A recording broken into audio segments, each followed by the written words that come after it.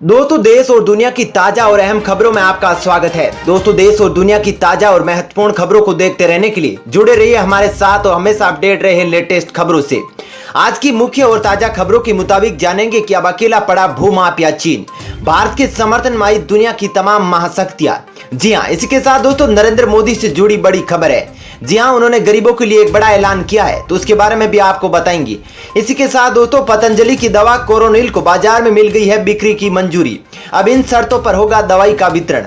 इसी के साथ दोस्तों 1 जुलाई से बदल गए हैं बैंक से जुड़े ये नियम, जान ले वरना आपको भी हो सकता है नुकसान। जी हां, तो इस खबर के बारे में भी आपको बताएंगे। इसी के साथ दोस्तों रेलवे से बड़ी खबर आ रही है। जी हां, आज से शुरू होगी 350 अतिरिक्त ट्रेनें, तो इस खबर के बारे में भी आपको बताएंगे। वहीं दोस्तों शुरू हुई 4 धाम यात्रा, जाने से पहले जान ले ये नियम ताकि आपको बाद में कोई दिक्कत न हो। इसी के साथ दोस्तों सुशांत सिंह राजपूत की मौत को लेकर पुलिस ने एक और नया खुलासा किया है, तो इस वीडियो में हम आपको उसके बारे में भी बताने वाले हैं। वहीं दोस्तों सीमा विवाद के चलते मोदी सरकार चीन को देने वाली है एक और बड़ा झटका। जी हां, अब त्राहिमाम करेगा चीन। तो दोस्तों आज इन्हीं सब खबरों के बारे में आपको बताने वाले हैं। इसके अलावा भी कई अन्य बड़ी और महत्वपूर्ण खबरें हैं जिसके बारे में हम इस वीडियो में जानेंगे।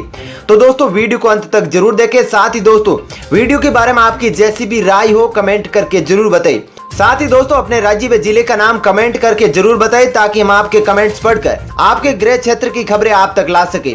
इसी के साथ दोस्तों हमारे जाबाज कोरोना वीरों के लिए दिल से कमेंट में जय हिंद वंदे मातरम जरूर लिखे। दोस्तों वीडियो में आगे बढ़ने से पहले आपसे एक छोटी सी विनती है कि इस वीडियो को लाइक और हमारे चैनल को सब्सक्राइब जरूर कर ले ताकि आपको ऐसी ही लेटेस्ट खबरें हमेशा मिलती रहे। तो चलिए दोस्तों बिना देरी किए फटाफट से जानते हैं आज की सभी बड़ी खबरों को। पहली खबर, आज से शुरू हो रही है 4 धाम यात्रा, जाने से पहले जान ले ये जरूरी नियम। जी हां दोस्तों 4 धाम की यात्रा आज यानी 1 जुलाई से शुरू हो रही है। हालांकि यह यात्रा केवल उत्तराखंड वासियों के लिए है, बाहरी राज्य के लोगों के लिए अभी यात्रा की अनुमति नहीं है। आपको बता दें कि यात्रियों के लिए रोडवेज आज से बद्रीनाथ और सोनप्रयाग के लिए बस सेवा शुरू कर देगा। वहीं गंगोत्री और यमुनोत्री के लिए जल्द ही बस सेवा शुरू होगी। इसी के साथ केदारनाथ में श्रद्धालु अब सभा मंडप में प्रवेश करते हुए भगवान आशुतोष के दर्शन कर सकेंगे। साथ ही कोरोना के खतरे के चलते अब तक 4 धाम देवस्थानम बोर्ड ने मंदिर के बाहर नंदी के पास खड़े होकर ही भक्तों को दर्शन करने की इजाजत दी थी, लेकिन अब सभा मंडप में प्रवेश करने के साथ ही 1 मिनट तक बाबा के दिव्य ज्योतिर्लिंग के दर्शन करने का मौका मिलेगा। चलिए दोस्तों अब जानते हैं अगली खबर। पीएम गरीब कल्याण योजना नवंबर तक रहेगी चालू, 20 करोड़ परिवारों को होगा सीधा फायदा। जी हां दोस्तों प्रधानमंत्री नरेंद्र मोदी ने मंगलवार को देश के नाम संबोधन में बड़ा ऐलान करते हुए बताया कि सरकार ने प्रधानमंत्री गरीब कल्याण अन्न योजना का विस्तार नवंबर तक करने का फैसला लिया है। इस विस्तार में 90,000 करोड़ रुपए से ज्यादा का खर्च आएगा। वहीं पीएम मोदी ने बताया कि वर्षा ऋतु के साथ ही देश में त्योहारों का समय आ जाता है और जरूरतें बढ़ जाती है। ऐसे में इस योजना का विस्तार किया गया है। उन्होंने बताया कि इससे 20 करोड़ परिवारों को सीधा लाभ पहुंचेगा। साथ ही प्रधानमंत्री नरेंद्र मोदी ने कहा कि अब पूरे देश भारत के लिए एक राशन कार्ड की व्यवस्था लागू हो जाएगी। इससे सबसे बड़ा लाभ उन गरीब साथियों को मिलेगा जो रोजगार या दूसरी आवश्यकताओं के लिए अपना गाँव छोड़कर कहीं और जाते हैं। चलिए दोस्तों जानते हैं अगली खबर। राजस्थान की अशोक गहलोत सरकार ने अनलॉक 2 के लिए जारी की गाइडलाइन, जानिए क्या रहेगा बंद और क्या रहेगा खुला। जी हां दोस्तों प्रदेश की अशोक गहलोत सरकार ने कोरोना काल में अनलॉक 2 के लिए अपनी गाइडलाइन जारी कर दी है। प्रदेश में स्कूल, कॉलेज, शिक्षण संस्थान, कोचिंग संस्थान, metro train, cinema, gym, swimming pool और धार्मिक समारोह पर लगी रोक 1 जुलाई से 31 जुलाई तक के लिए बढ़ा दी गई है। वहीं राज्य सरकार ने केंद्र सरकार की ओर से कोरोना अनलॉक 2 के लिए जारी गाइडलाइन को पूरी तरह से लागू करने का निर्णय किया है। आपको बता दें कि राजस्थान सरकार ने बड़ा फैसला लेते हुए कहा है कि 15 जुलाई से केंद्र और राज्य सरकार के प्रशिक्षण संस्थान भी खुलेंगे। वहीं मीडिया रिपोर्ट्स के मुताबिक राजस्थान सरकार ने अनलॉक 2 के लिए राज्य और केंद्र सरकार के ट्रेनिंग संस्थानों को खोलने का फैसला किया है। चलिए दोस्तों जानते हैं अगली खबर। भारत में आसमान छू रहा सोना, अंतर्राष्ट्रीय स्तर पर $1800 के पार पहुंची कीमत। जी हां दोस्तों बता दें कि अंतर्राष्ट्रीय बाजार में 2011 के बाद पहली बार सोने का भाव मंगलवार को $1800 प्रति औंस के ऊपर चला गया है, जबकि घरेलू बाजार में पीली धातु फिर से नई ऊंचाई पर पहुंच चुकी है। विशेषज्ञों के अनुसार अंतर्राष्ट्रीय बाजार में महंगी धातु में आई तेजी के कारण घरेलू बाजार में सोने और चांदी के दाम में उछाल आया है। साथ ही भारतीय वायदा बाजार मल्टी कमोडिटी एक्सचेंज यानी MCX पर सोने के अगस्त वायदा अनुबंध में मंगलवार की रात 9:34 पर 420 रुपए यानी 0.95 रुपए की तेजी के साथ सोना 48,704 रुपए प्रति 10 ग्राम पर पहुंच गया है। साथ ही MCX पर चांदी के सितंबर अनुबंध में पिछले सत्र से 1338 रुपए यानी 2.73% की तेजी के साथ चांदी 50,321 रुपए प्रति किलोग्राम हो गई है। चलिए दोस्तों, अब जानते हैं अगली खबर। मुंबई में आज से चल सकेगी 350 अतिरिक्त लोकल ट्रेनें, सरकारी कर्मचारी ही कर सकेंगे सफर। जी हां दोस्तों, केंद्र सरकार ने 1 जुलाई से पश्चिमी रेलवे और मध्य रेलवे की लोकल ट्रेनों की अतिरिक्त सेवा देने का निर्णय लिया है। दोनों रेलवे की तरफ से 350 अतिरिक्त ट्रेनें चलाई जाएगी, जो मुंबई में सरकारी दफ्तरों में काम करने वाले कर्मचारियों के लिए बेहद सुविधाजनक साबित होगी। साथ ही चलने वाली ये लोकल ट्रेनें फास्ट ट्रेनें होंगी, जो प्रमुख स्टेशनों पर ही रुक सकेंगी। चलिए दोस्तों, अब जानते हैं अगली खबर। अकेला पड़ा भूमाफिया चीन, भारत के साथ आई दुनिया की तमाम महाशक्तियां, लेकिन अब उसे दुनिया भर में विरोध का सामना करना पड़ रहा है। दुनिया की महाशक्तियां खुलकर भारत के साथ आ गई है। आपको बता दें कि गलवान में भारत और चीन के बीच हुए हिंसक संघर्ष के बाद महाशक्तियों ने भारत के शहीदों के लिए संवेदना जाहिर की है और चीन की सेना पर उकसाने का आरोप लगाया है। वहीं भारत के सैनिकों की शहादत पर दुनिया की महाशक्तियां तकलीफ महसूस कर रही है। साथ ही भारत को रफाल जैसा घातक लड़ाकू विमान देने वाले फ्रांस ने किस तरह गलवान के शहीदों को श्रद्धांजलि दी है। दरअसल फ्रांस की रक्षा मंत्री ने भारत के रक्षा मंत्री को पत्र लिखकर कहा कि फ्रांस की सेना भारतीय सेना के शहीदों के परिजनों के साथ खड़ी है और चीन के लिए इस बयान को फ्रांस का कड़ा संदेश माना जा रहा है। वहीं भारत और अमेरिका के बीच दोस्ती जितनी मजबूत होती जा रही है, चीन और अमेरिका के बीच खाई भी उतनी ही बढ़ती जा रही है।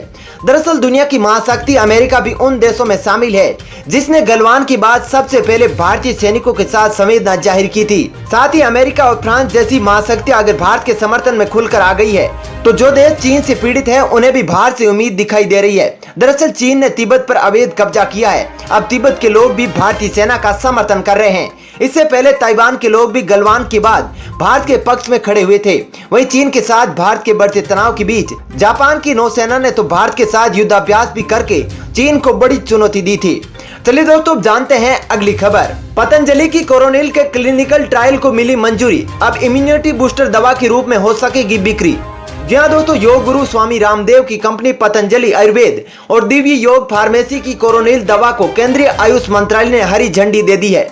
दरअसल कोरोना वायरस के मरीजों के इलाज के नाम पर लॉन्च की गई दवा के प्रसार पर इसी मंत्रालय ने पहले लॉन्च होने के बाद तुरंत रोक लगा दी थी।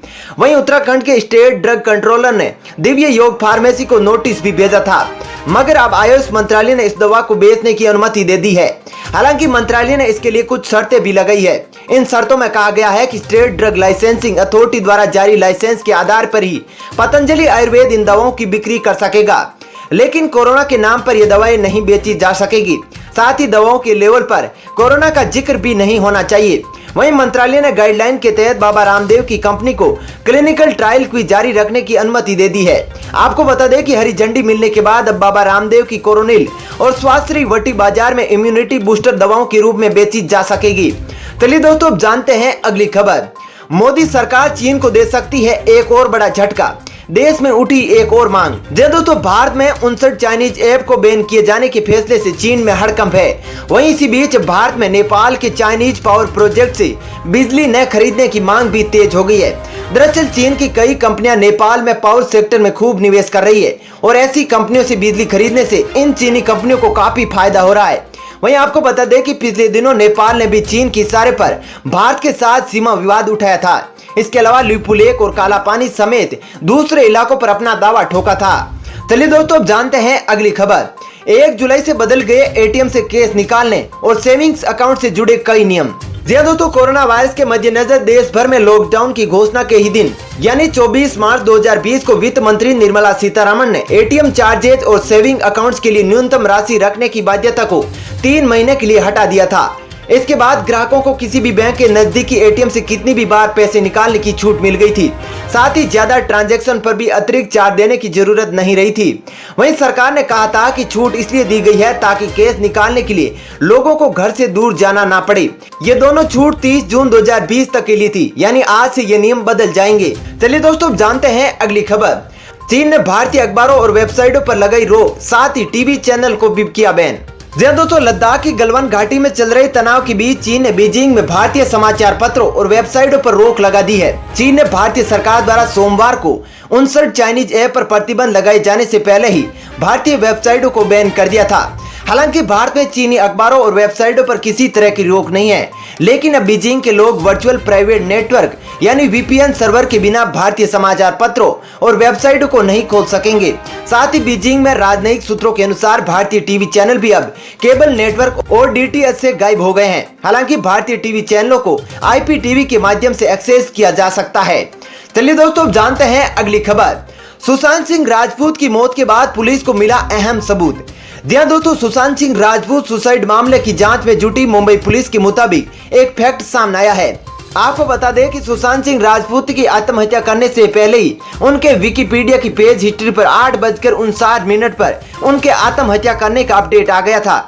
हालांकि गवाहों और बयानों के मुताबिक सुशांत सिंह राजपूत 9:30 पर घर से बाहर भी निकले थे। दोस्तों फिलहाल इस वीडियो में इतना ही। ऐसी ही खबरें देखते रहने के लिए आप हमारे चैनल को सब्सक्राइब कर ले। साथ ही दोस्तों, वीडियो के बारे में आपकी जैसी भी राय हो कमेंट करके जरूर बताइए। और दोस्तों, यदि आप भी हमारी मेहनत को सपोर्ट करना चाहते हैं तो इस वीडियो को लाइक और शेयर कर सकते हैं। धन्यवाद।